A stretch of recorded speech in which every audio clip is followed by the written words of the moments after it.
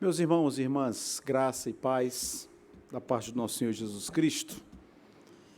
Satisfação novamente adorar a Deus na companhia do seu povo. Eu quero convidá-los para que abram a palavra do Senhor no livro de Números. Números capítulo 13, capítulo 14.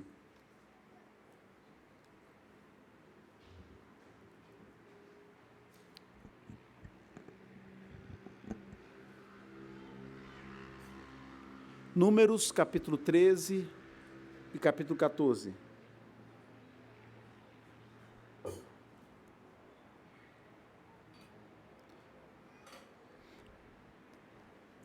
Eu lerei alguns versículos do capítulo 13,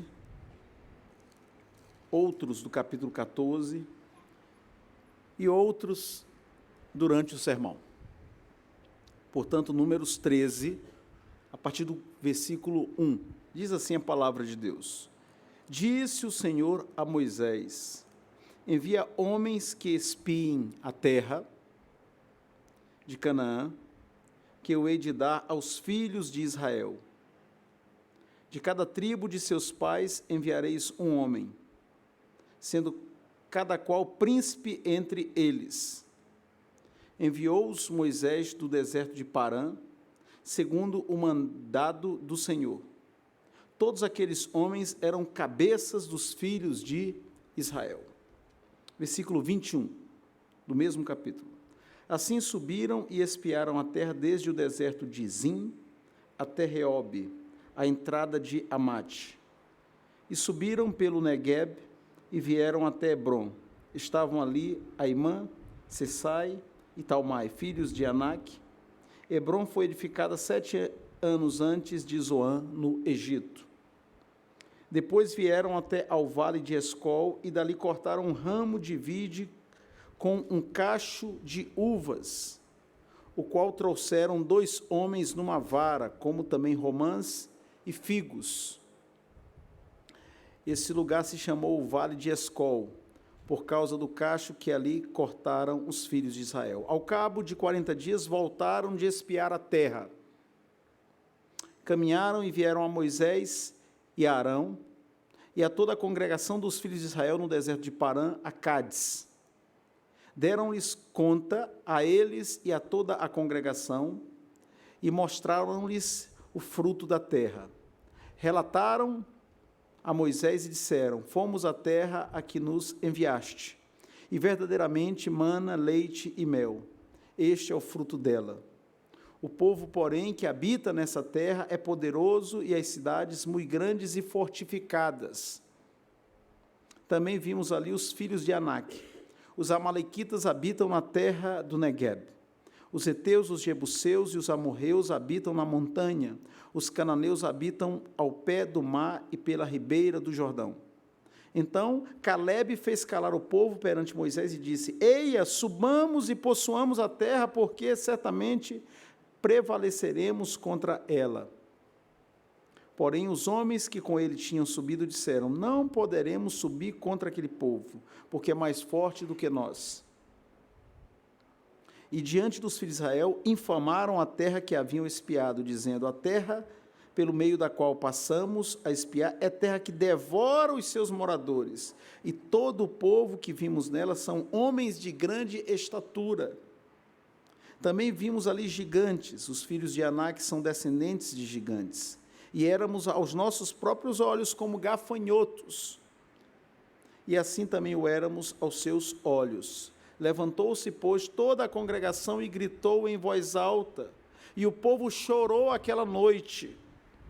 Todos os filhos de Israel murmuraram contra Moisés e contra Arão, e toda a congregação lhes disse: tomara tivéssemos morrido na terra do Egito, ou mesmo neste deserto. E por que nos traz o Senhor a esta terra? Para cairmos à espada e para que nossas mulheres e nossas crianças sejam por presa? Não nos seria melhor voltarmos para o Egito? E diziam uns aos outros: levantemos um capitão e voltemos para o Egito. Até aqui a leitura da palavra de Deus. Antes de iniciar o sermão, eu gostaria de pedir ao Danilo que, por gentileza, desligasse esse ventilador.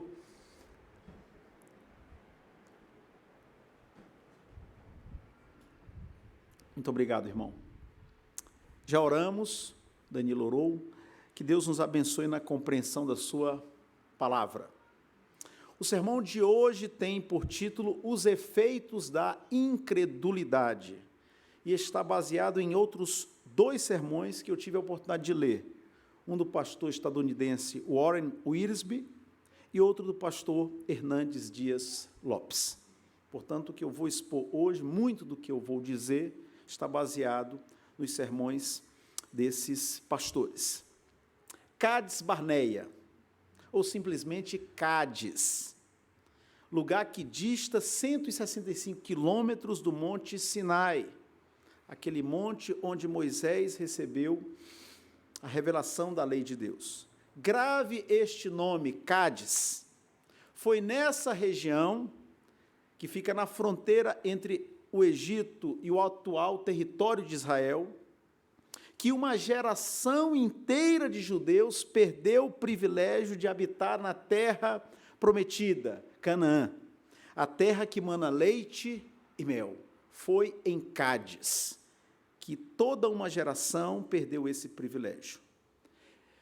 Isto é, entre 2 e 3 milhões de pessoas, porque a Bíblia nos diz que eram mais de 600 mil homens, aqueles que saíram do Egito, apenas homens, mas havia também mulheres, e os judeus costumam ter muitos filhos. Então, os estudiosos estimam que a população, a quantidade de pessoas que saiu do Egito rumo a Canaã, era entre 2 e 3 milhões de pessoas, ou seja, a população do Distrito Federal.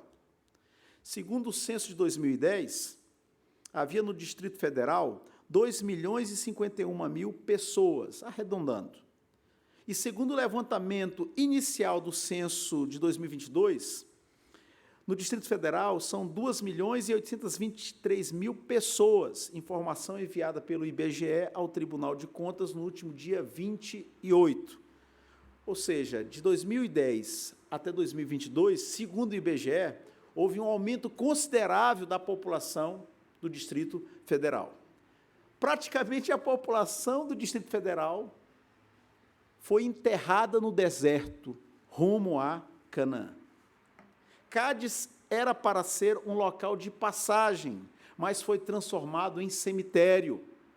Cádiz era para ser uma experiência de vitória, mas acabou sendo o cenário de uma tragédia. O povo contaminou-se com o relato pessimista de 10 espias e rebelou-se contra Deus. Cádiz é sinônimo de derrota. Cádiz é sinônimo de pecado. Neste caso, o pecado da incredulidade, o pecado da falta de fé. A queda de Israel em Cádiz é um alerta para nós de como é perigoso não levar a sério a vontade de Deus para as nossas vidas. Não podemos brincar com aquilo que Deus diz. Nós não fomos salvos para desfalecermos no caminho, no deserto, durante a viagem. Fomos salvos para uma vida abundante e frutífera. Em Cristo somos mais que vencedores. Os erros de ontem, isto é, o que aconteceu com os judeus em Cádiz, devem ser nossos professores. Esses erros devem ser pedagógicos. Considerai o vosso passado, diz o profeta Ageu. A Bíblia também afirma em Romanos que tudo quanto outrora foi escrito para o nosso ensino foi escrito, a fim de que pela paciência e pela consolação das Escrituras tenhamos esperança. Se o Espírito Santo de Deus preservou essa porção bíblica para que a mesma chegasse até nós, é porque Deus quer usá-la em benefício nosso, quer nos ensinar lições preciosas. É por isso que nessa noite vamos refletir sobre os efeitos da incredulidade. 10 dos 12 espias incorreram no pecado da incredulidade, no pecado da falta de fé, na falta de confiança em Deus, e fizeram com que muita gente caísse nesse mesmo pecado. 10 espias não somente pecaram contra Deus, mas disseminaram o desespero, o ceticismo, o medo, o terror entre os seus irmãos e irmãs. Os espias tinham percorrido cerca de 800 quilômetros durante 40 dias. Se há atletas, mesmo que sejam amadores entre nós, isso significa uma média de 20 quilômetros por dia. É uma caminhada boa. 40 dias espiando, olhando a terra que Deus havia prometido a Israel. Algumas semanas haviam passado desde que o povo deixara o Egito. Por favor, tenha esse dado em mente. O episódio em Cádiz, o episódio dos espias, aconteceu semanas depois que Deus havia libertado o seu povo do Egito. A contagem dos 40 anos não havia começado ainda. Ou seja, estava muito fresco na memória desses irmãos e irmãs o que Deus havia operado no Egito, o envio das 10 pragas. Deus havia aberto o mar vermelho. Deus havia com braço poderoso sustentado o seu povo, ouvido o clamor e atendido o clamor de gerações. O texto nos diz, no capítulo 13, versículo 22, que eles visitaram Hebrom e subiram pelo Neguebe e vieram até Hebrom. Em Hebrom estavam sepultados os patriarcas, Abraão, Isaque e Jacó, a quem o Senhor havia prometido a terra de Canaã. Ali também estavam os ossos de José, que 400 anos antes desse episódio, havia pedido para levarem seus restos mortais quando Deus libertasse o povo do Egito. Em Hebrom estavam os restos mortais dos patriarcas. Se você visitasse Hebrom, isso ajudaria você a confiar na promessa de Deus sobre a terra de Canaã? Para 10 dos 12 espias, não. Pelo contrário. Mesmo tendo visitado o local onde os patriarcas estavam enterrados, os espias foram tomados de medo e semearam o desespero no meio da congregação, o desespero no meio de milhares de pessoas. Capítulo 14, versículo 1, levantou-se, pois, toda a congregação e gritou em voz alta, e o povo chorou aquela noite. Esse choro, esse pranto, foi realmente sentido, consequência do relato pessimista dos espias. No livro de Deuteronômio, somos informados de que foi o próprio povo que pediu a Moisés que enviasse espias a Canaã. E Moisés aceitou. E aí a voz do povo é a voz de Deus? Se você tiver alguma dúvida, se lembre de quem o povo pediu para ser libertado. Barrabás. O envio dos espias se revelou uma desgraça. A incredulidade dos espias produziu resultados. Podemos dizer que as uvas que eles colheram e levaram para Canaã eram amargas. Mas quais foram? Segundo o texto, os efeitos da incredulidade. Vou elencar pelo menos 10 deles. Primeiro efeito da incredulidade: sensação de fraqueza e complexo de inferioridade. Capítulo 13, versículo 31. Porém, os homens que com ele tinham subido disseram: não poderemos subir contra aquele povo. Ou seja, está aqui subentendida, implícita a ideia: somos fracos, porque é mais forte do que nós. Complexo de inferioridade. Esses espias desviaram os olhos da palavra de Deus e do milagre que o Senhor havia operado ao tirá-los do Egito. Sentiram-se fracos. Os incrédulos vêm as dificuldades e ficam paralisados. E não pensemos que isso só pode acontecer com pessoas que não conhecem a Deus. Mesmo nós e outros servos e servas de Deus espalhados pelo mundo, em diferentes gerações, podemos vacilar na nossa fé. Como o irmão Danilo disse hoje, a nossa fé pode falhar. Diferente do canto popular, anda com fé, que a fé não costuma falhar, diz o compositor popular. Normalmente a fé falha, porque nós somos imperfeitos. E se os nossos olhos se desviarem de Jesus, aquele que é o único autor e consumador da fé, vamos sofrer muito. A viagem vai ser perigosa. Os crentes, guiados pela fé, devem confiar em Deus e, ancorados nesse Deus, superar as dificuldades. Foi o que aconteceu, por exemplo, com Davi diante de Golias. É impressionante o relato bíblico no livro de Samuel.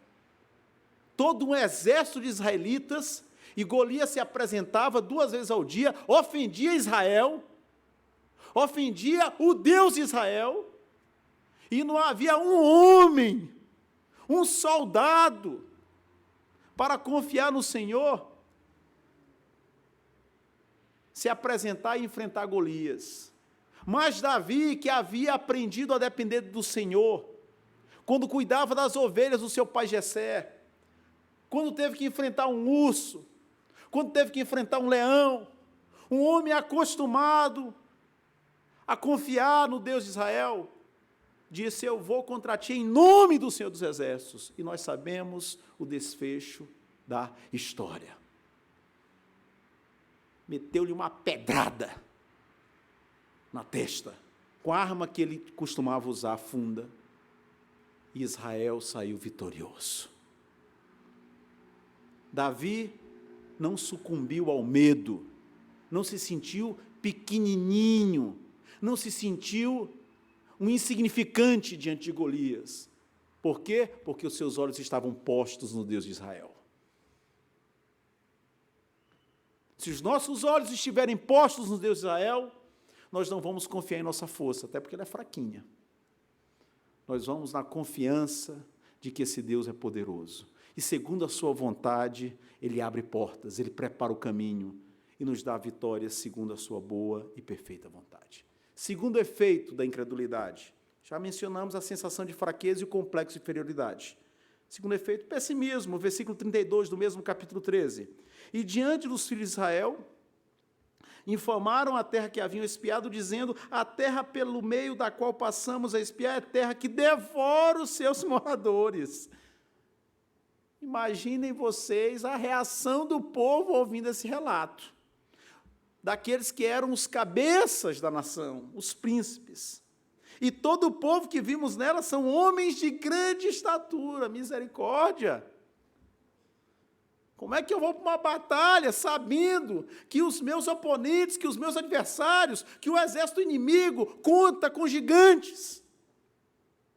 E que eles são malvados. A terra, o eufemismo aqui, a terra é muito violenta, ela traga, ela consome as pessoas, os seus moradores.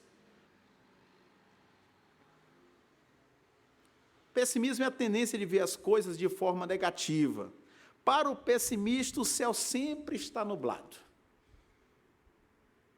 Cuidado com os céticos, cuidado com os incrédulos, cuidado com os pessimistas. Cuidado com gente como Tomé. Tomé, aquele nosso irmão, do tipo que tem que ver para crer. É um problema muito sério na vida da igreja, na vida do povo de Deus. Porque o povo de Deus é chamado a andar por fé. O justo vive por fé. E a fé é a convicção dos fatos que se não veem, das coisas que se esperam. Nós não podemos andar segundo a nossa vista, mas confiando no poder supremo do Senhor. Pessoas como esses 10 espias semeiam pessimismo e desânimo. Comentando esse episódio, Warren Wiersbe afirma: na maioria das igrejas existem 2 ou 3 pessoas que são espinhos para os líderes. São aquelas pessoas que nunca estão satisfeitas e sempre procuram um motivo para reclamar. Essa espécie existe em toda igreja. São pessoas incapazes de promover a graça de Deus. Certa ocasião, quando eu estava em Plutão, para relembrar o pastor Geraldo, né, nas minhas andanças aí por Netuno, Plutão, Saturno, né, por aí, já me perdi nos planetas.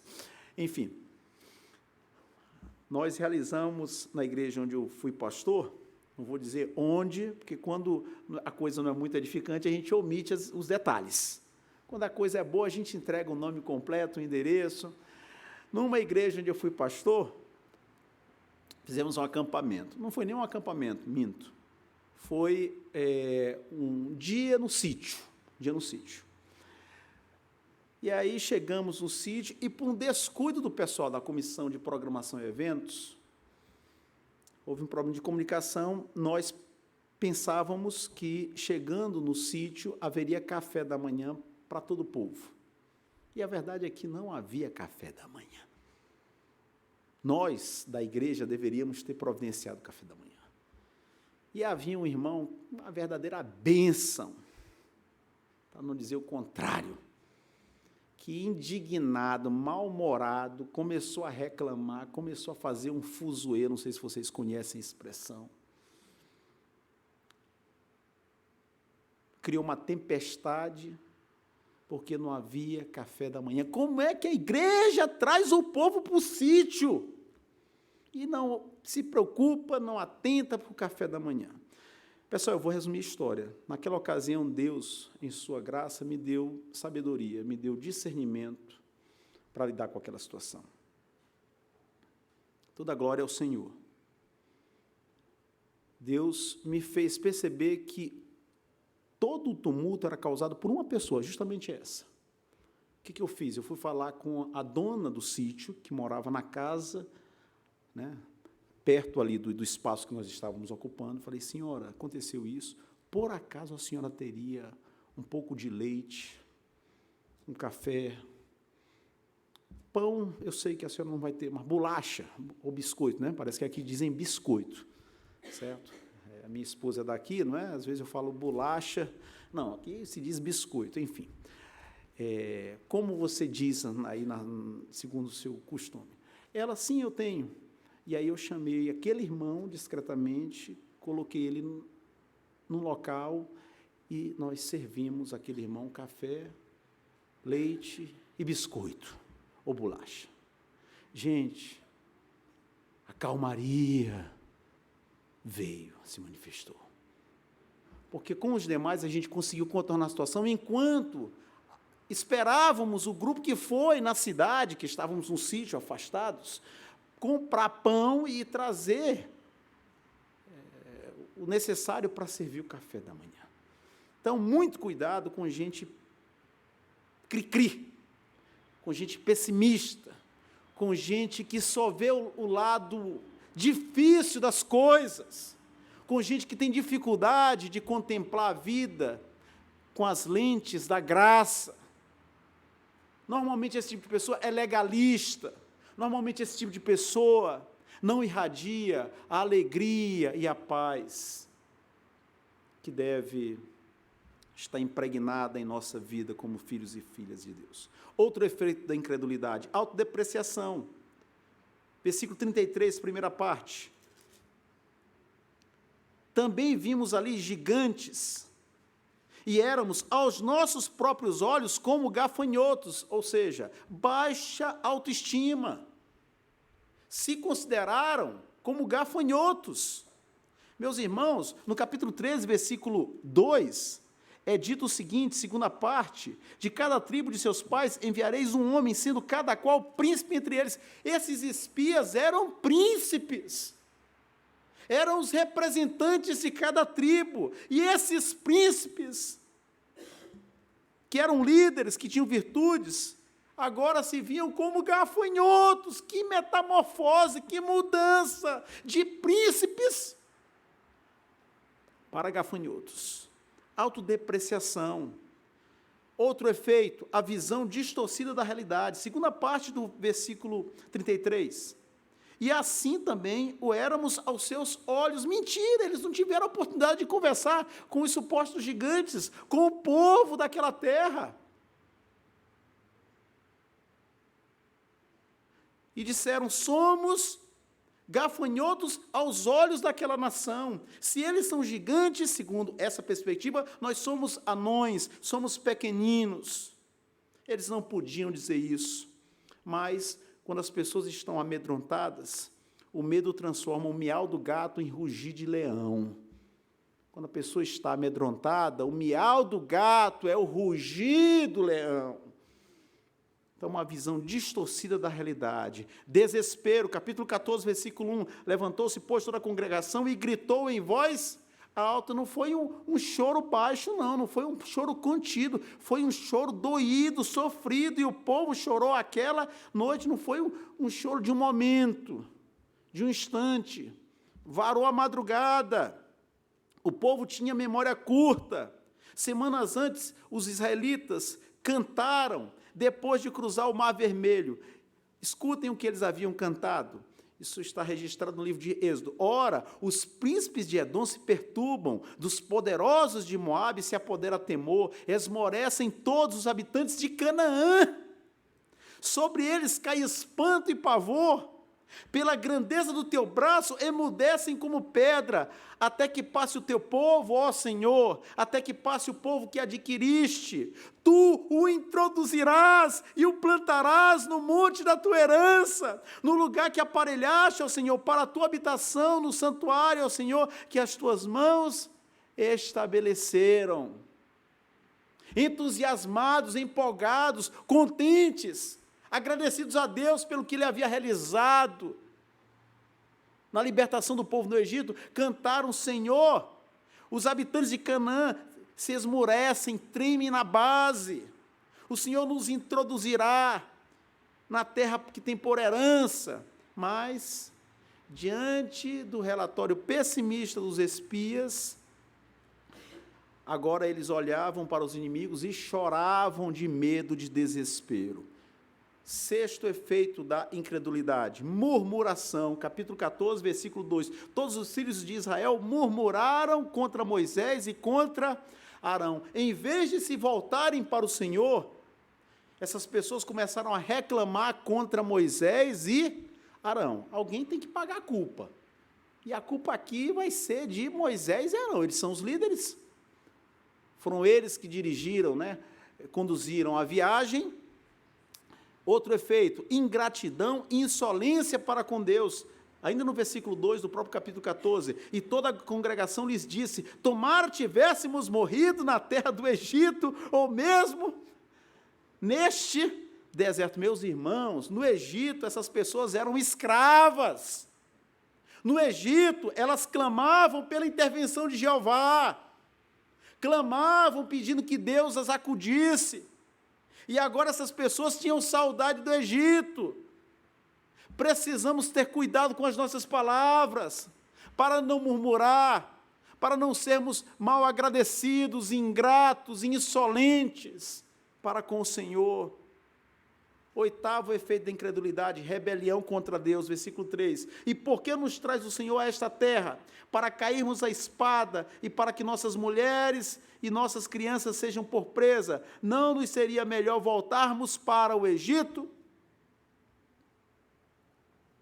Quantas pessoas, diante das dificuldades que surgem na vida cristã, deixam de congregar e querem fazer como esses israelitas? Voltar ao mundo e ao pecado. Dar as costas para Deus. Nono efeito da incredulidade, motim e insubordinação. Versículo 4. E diziam uns aos outros, levantemos um capitão, ou seja, rejeitemos a autoridade que Deus colocou sobre nós, neste caso Moisés e Arão, estabeleçamos um capitão e voltemos para o Egito. Versículo 10, do próprio capítulo 14. Apesar disso, toda a congregação disse que os não apenas nós vamos desconsiderar, deixar de aceitar a liderança de Moisés e Arão, como eles devem ser o quê? Apedrejados. Porém, a glória do Senhor apareceu na tenda da congregação a todos os filhos de Israel, né? Então, certamente aqui Josué e Calebe também seriam consumidos por essa ira, e não somente Moisés e Arão. Ou seja, houve insubordinação e conspiração. Esses homens são culpados, devem morrer. E, finalmente, 10º efeito, medo do inimigo. Aqui no relato de Calebe, versículo 9, quando Calebe está conclamando o povo a evitar a desobediência, diz: tão somente não sejais rebeldes contra o Senhor, e não temais o povo desta terra. Por que Calebe afirmou isso? Porque o medo havia se apoderado do coração deles. O medo paralisa, o medo petrifica, e normalmente é a porta através da qual muitos outros males podem advir em nossas vidas. Estes são os efeitos da incredulidade. Se você gosta de anotar: sensação de fraqueza e complexo de inferioridade, pessimismo, autodepreciação, visão distorcida da realidade, desespero, murmuração, ingratidão e insolência para com Deus, rebelião contra o Senhor, motim e insubordinação e medo do inimigo. E aí, gente, vamos ou não vamos para a terra prometida? Vamos ou não vamos enfrentar esses homens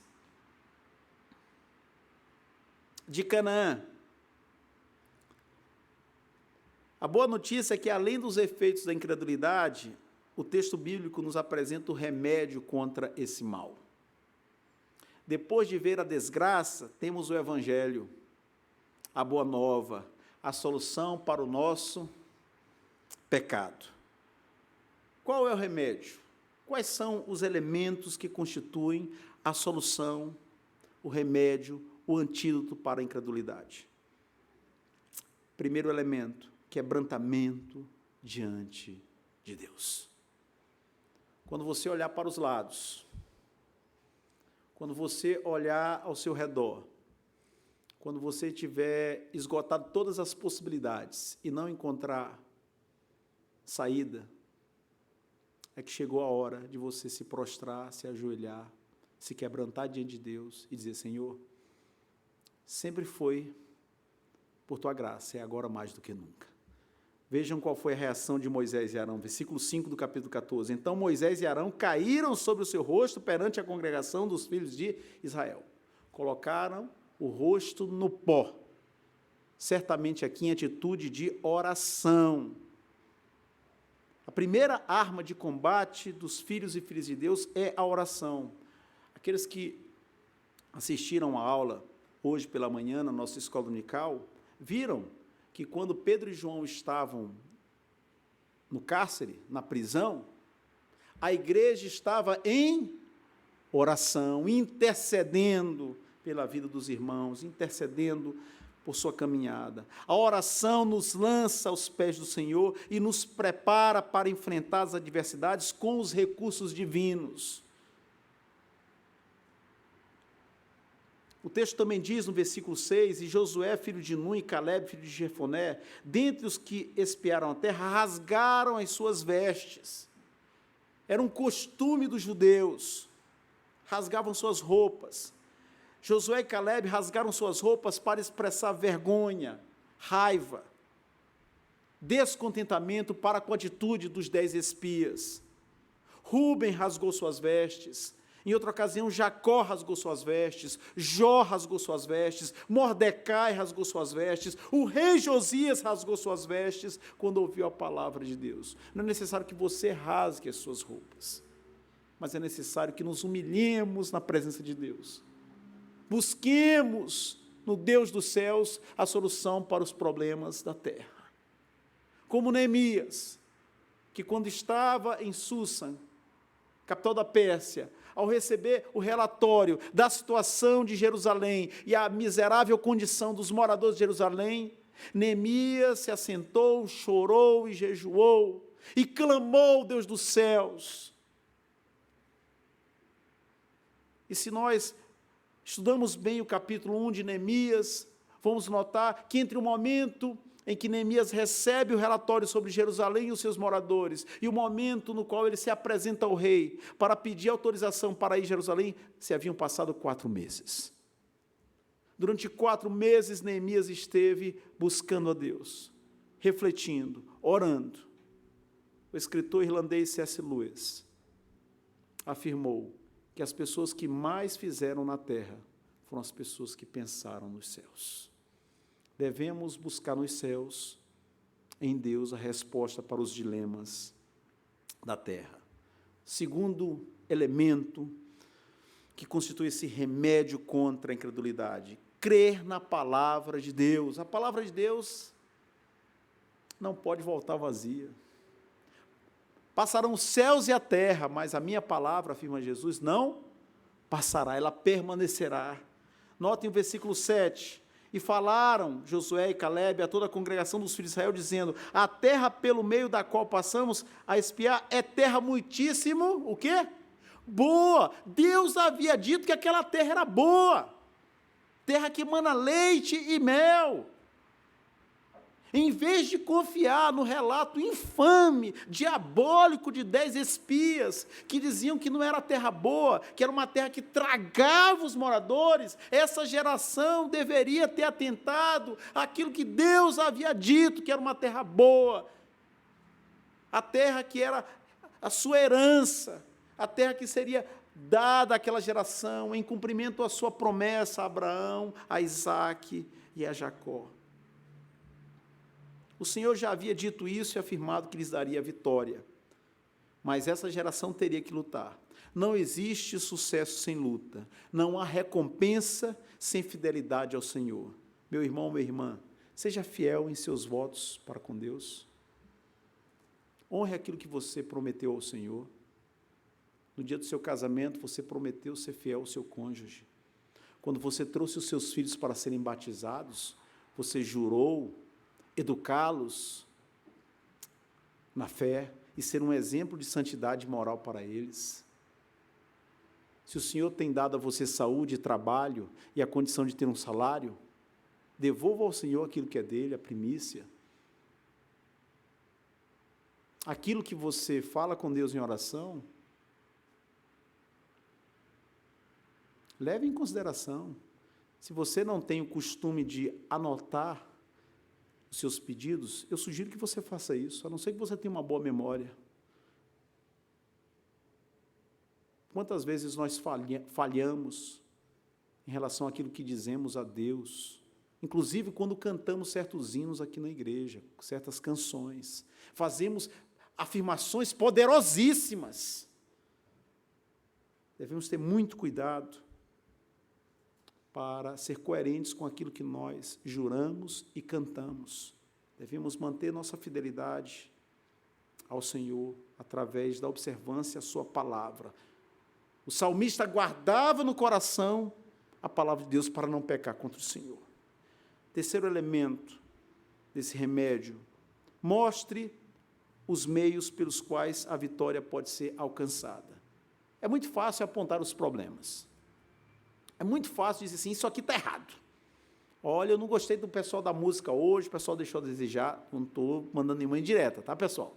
Eu não gostei do sermão, eu não gostei da aula, o pessoal ali da junta diaconal, sinceramente, ou da mesa de som. E se a gente se colocar para encontrar defeito, olha, vai faltar saliva, meu amigo.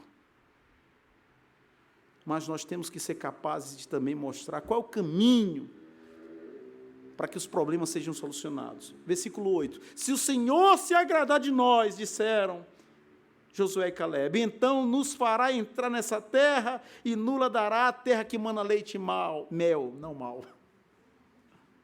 Em outras palavras, em vez de colocarmos os nossos olhos nos moradores de Canaã,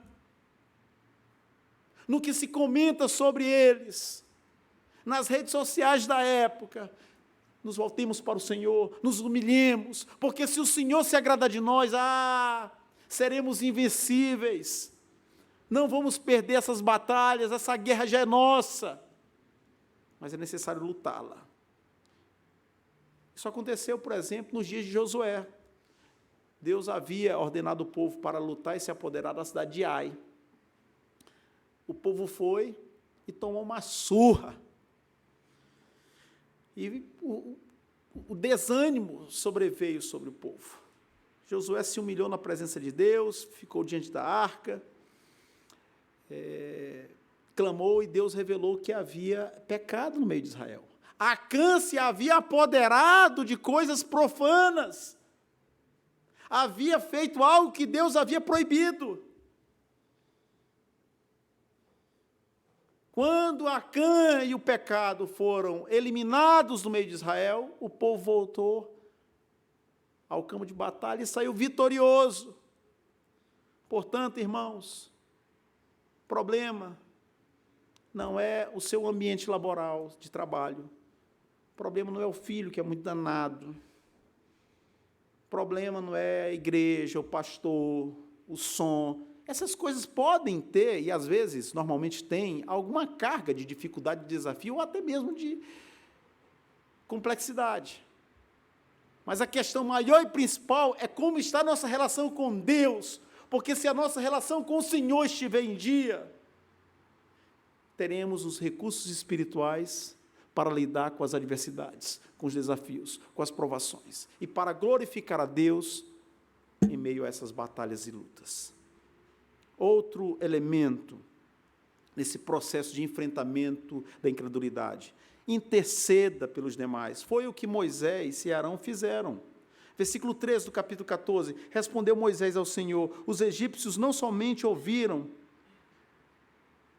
que com a tua força fizeste subir este povo no meio deles. Moisés está conversando com Deus em oração, porque Deus havia decidido matar, eliminar aquele povo. Versículo 11, disse o Senhor a Moisés: até quando me provocará este povo?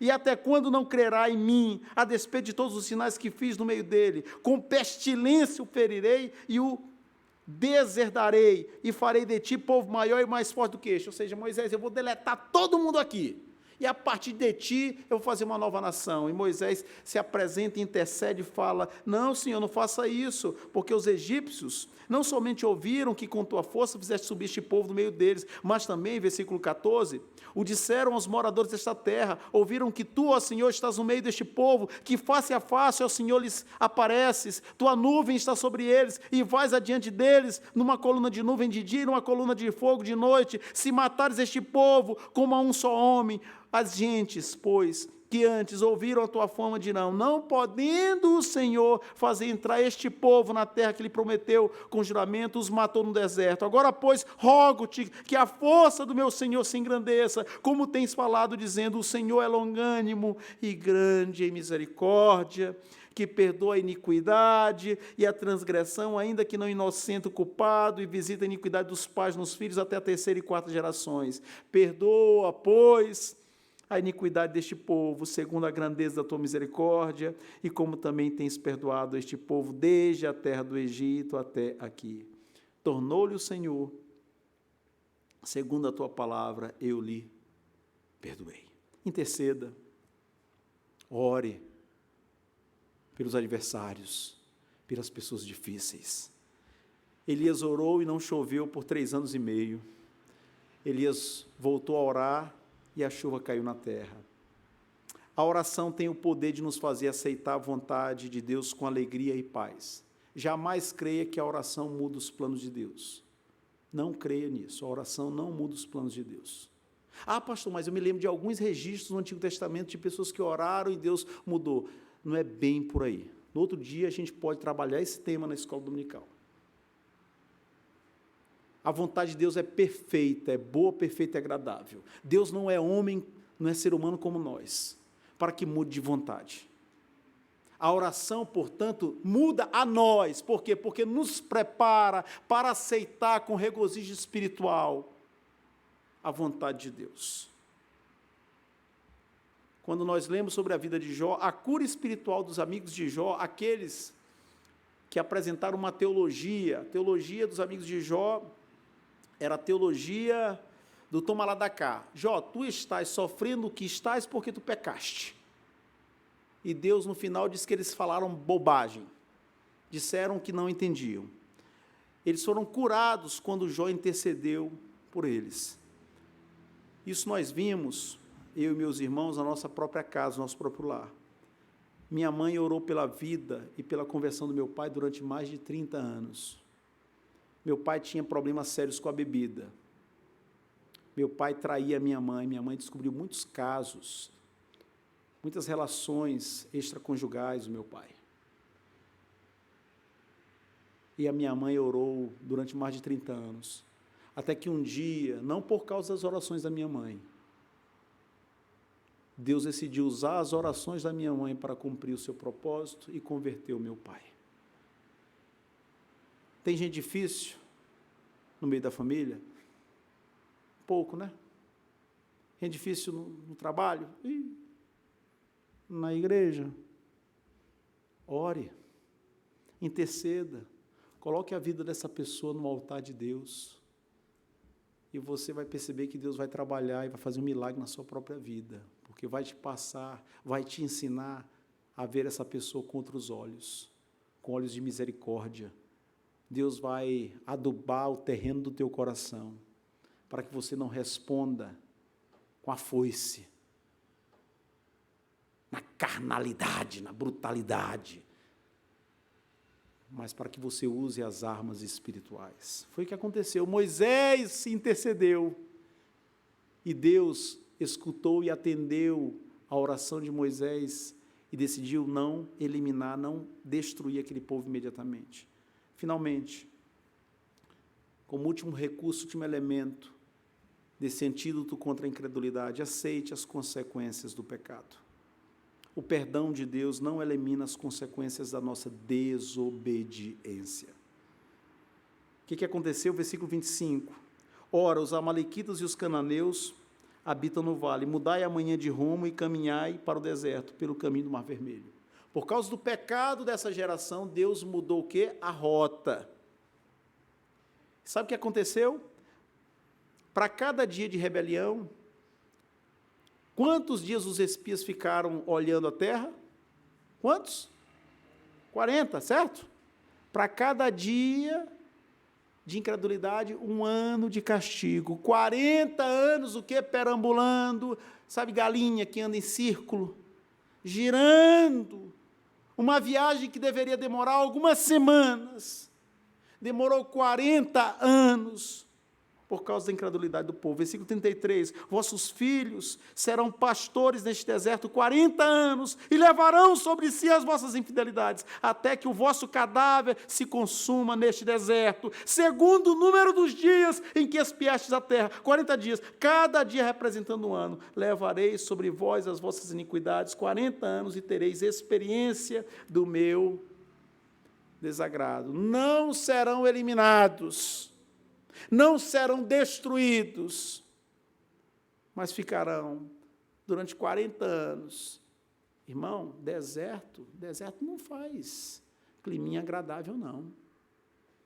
Arrebenta durante o dia de calor, e de noite o frio pipoca.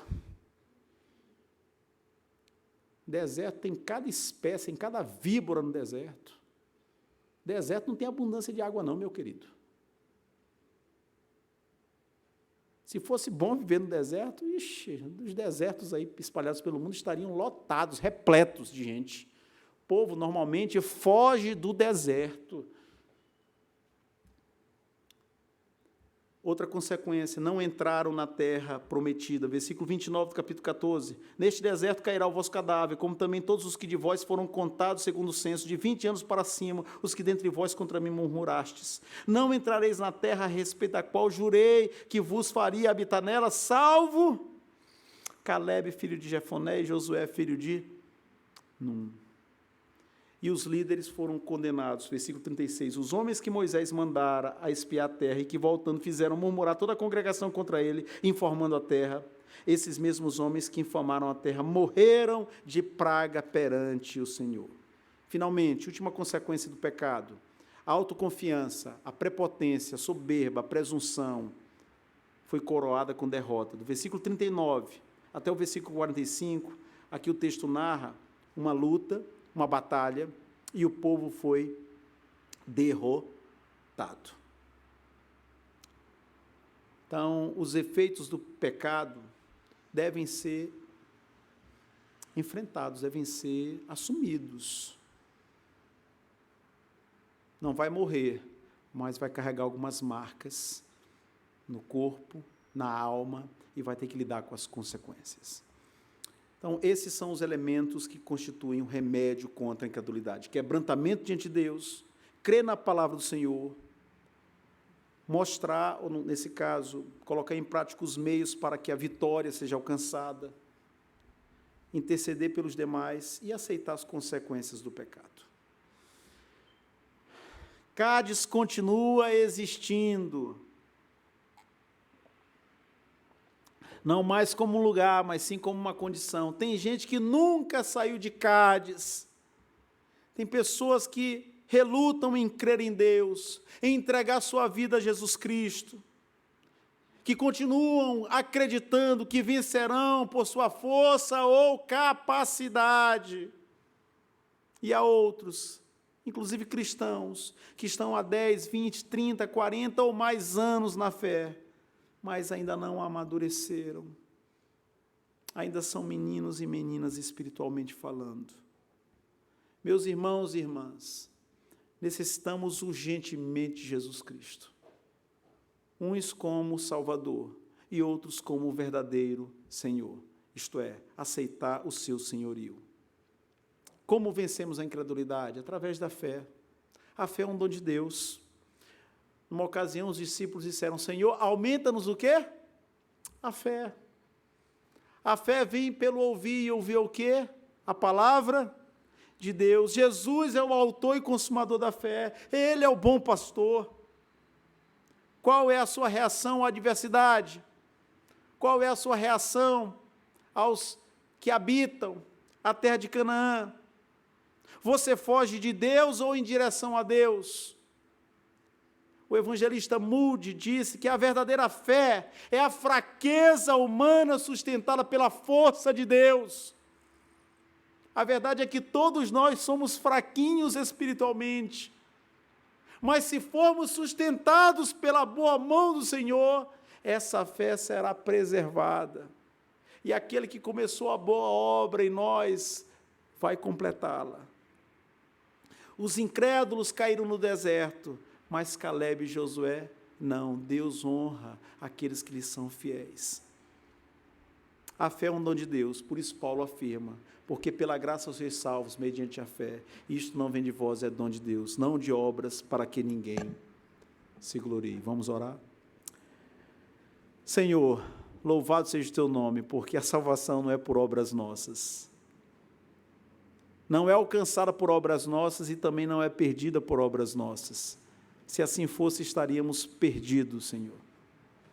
Ó Senhor, louvado seja o teu nome, porque a tua palavra nos exorta, a tua palavra nos adverte, a tua palavra nos confronta, ao mesmo tempo também nos consola e edifica. Ajuda-nos a ser obedientes à tua voz. Ajuda-nos, Senhor, a caminhar em fé.